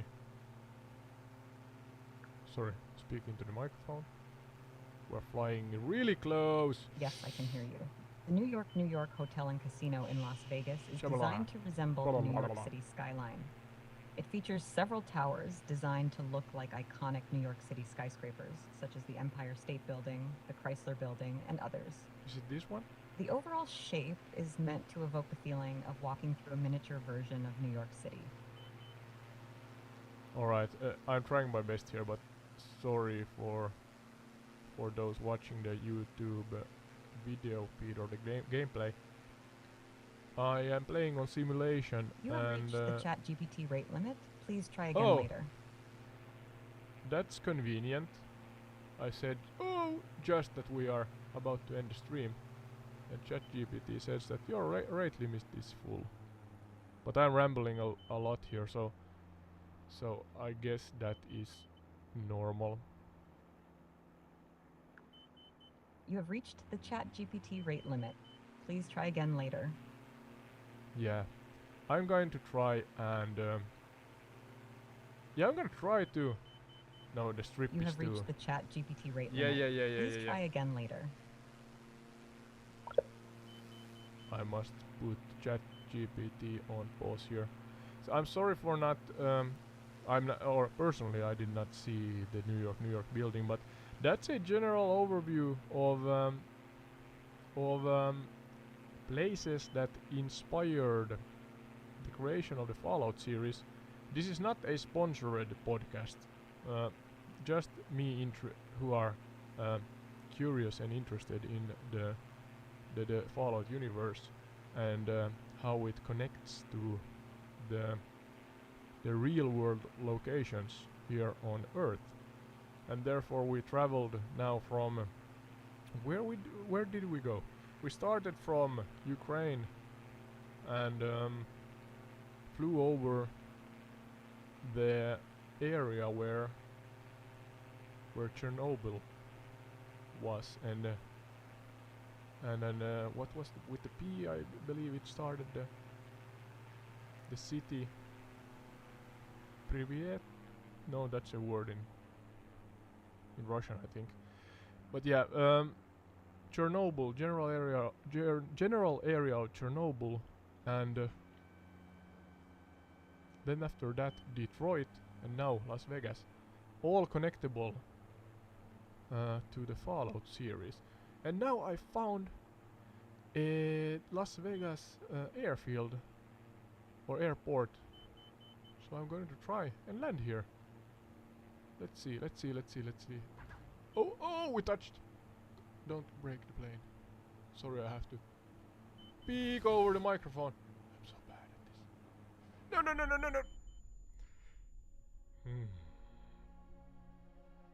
No. Calm down.